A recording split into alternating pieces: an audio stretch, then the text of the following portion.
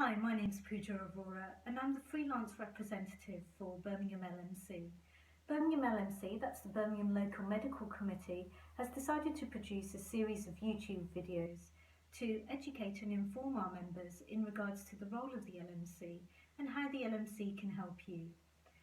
This first video is an introduction to the LMC and will cover areas such as who's part of the LMC, how you can get involved with the LMC, and how the LMC fits in the national picture. You'll also be introduced to our chairman, Dr. Bill Strange, and our secretary, Dr. Robert Morley. It's important to bear in mind that these videos are for education and information purposes. If you require any individual advice, it's best to get in contact with us. Contact details can be found on our website, that's www.blmc.co.uk.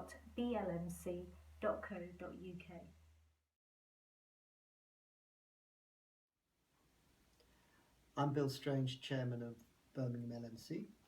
And I'm Bob Morley, Secretary of Birmingham LMC. Bob, what does BLMC stand for? BLMC is Birmingham Local Medical Committee. And how long have we been around for then, Bob? Oh, well, we've been around in one form or another since about 1911. Originally, we were the Birmingham Local Panel Committee, set up under the Lloyd George National Insurance Act, but we're now the Local Medical Committee, and we have been since the start of the NHS, but we're an organisation that precedes the NHS, but has been increasingly important since the NHS was formed in 1948, and has been the one rock of stability throughout all the massive changes that continually and increasingly do take place in NHS management. So who do we represent?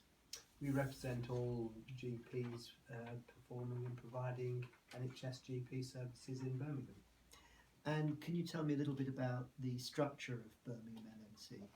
Yes, we have a membership of 1 in 15 of our GPs. We have an election every 4 years where the membership votes for nominated GPs across a number of constituencies that represent both the 4 geographical parts of the city, but also the different types of GPs, GMS, PMS, salaried and sessional GPs.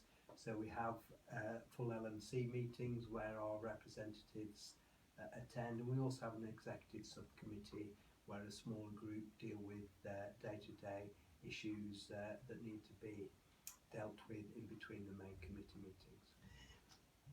Given that we have to represent all of the GPs in Birmingham, are there any particular challenges in reaching out to that complete demographic? Yes, there are. As you say, we represent all GPs, so GP partners, salaried GPs and freelance locums. One particular difficulty is engaging and communicating with the freelance locums, because it's difficult for us to find out exactly who they are. We have problems getting the right information from NHS England and the new primary care support services about who the locums are. We're not able to contact them directly because of data protection issues, so we do rely on our information being sent to them. And what we desperately want to do is be able to engage and communicate in a better way with all the locums working in Birmingham, encourage them to get involved with Birmingham LMC. So let's say I'm a new GP, I've just come to live and work in this magnificent city of Birmingham. How can I get involved with the LMC? Okay, well, if you're working in a practice as either a partner or a salaried GP, your practice will be paying the LMC levy and be represented anyway. And you can stand for our elections. If you want to be a member, you can stand for our elections, which take place every 4 years. Even if you're not a member, you are welcome to attend an LMC meeting as an observer. If you're a freelance locum, again, it's more difficult, but if you're aware of this and any locum watching this and wants to get involved, then please do contact us at the office and we can give you information about us and let us know how you can get involved in our work and how you can be represented and benefit from the advice that the LMC can give you. How often are the elections held?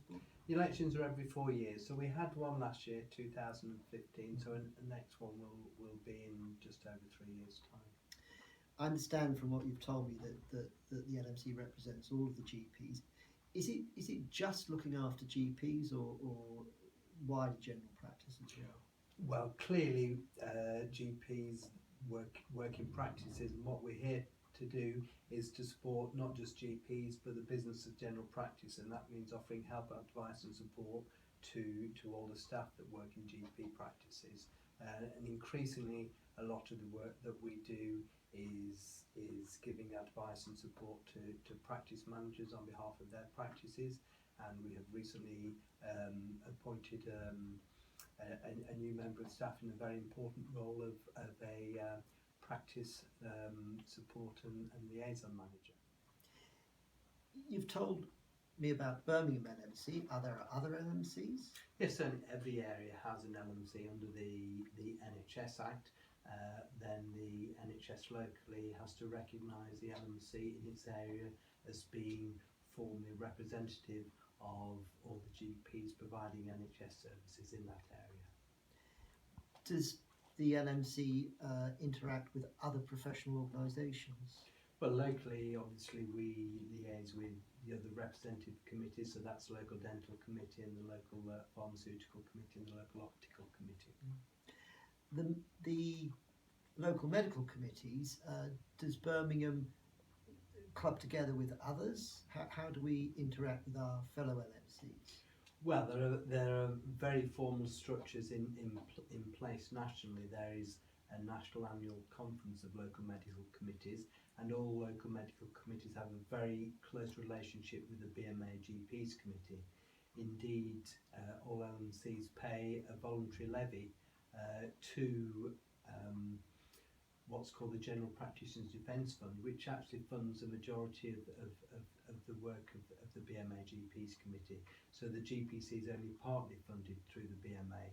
The vast majority of its funding actually comes from local medical committees that collect voluntary levies from their GPs and practices, which pays a General Practitioners Defence Fund. And so it gives a sort of formal structures for LMCs across the country that works very closely with the GPC. I've heard about the regional LMC. Can you tell me how that fits into the equation?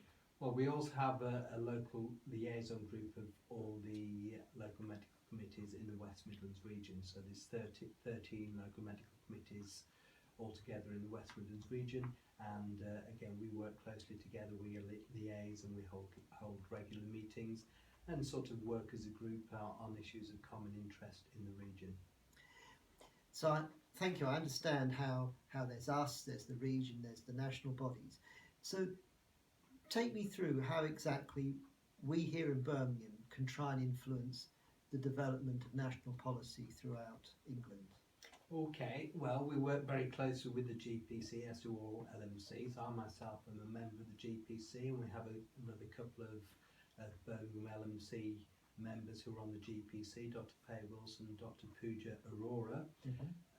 We communicate with all LMCs and GPC through email communication regularly, and also very importantly there is an annual conference of local medical committees to which Birmingham LMC and other LMCs send in motions for consideration. Should those motions be passed, they then become policy that the GPC has to do its best to try and enact.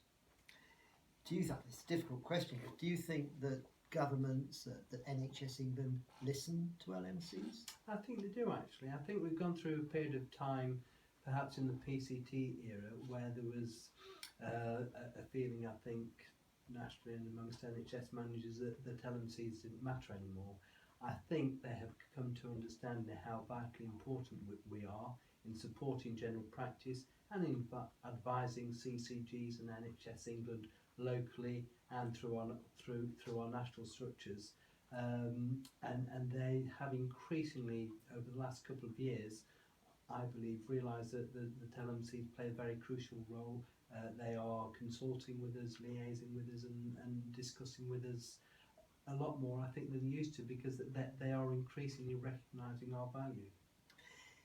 We live in interesting times, of course, and the junior doctors have been on strike and being supported by the BMA. The LMCs have had a special conference this year. What's the dynamic then between the LMC and the British Medical Association? Okay, well, as I said, the local medical committees, through the General Practitioners Defence Fund, actually fund the majority of the work of the GPC.